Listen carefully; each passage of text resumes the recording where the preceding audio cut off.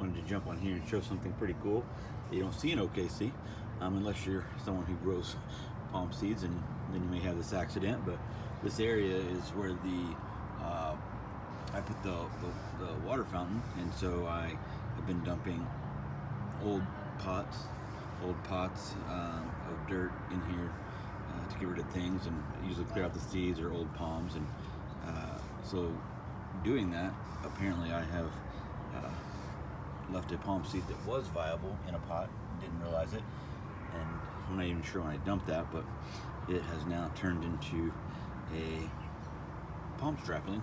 So I'm going to, it's a Washingtonia for sure, so I'm going to go ahead and leave that there. It's right outside the water fountain, and let it grow, and in the winter I can cover it with some foam or something, but I'm going to let it stay there for quite a while before I decide to pull it up and pot it. So yeah, kind of cool.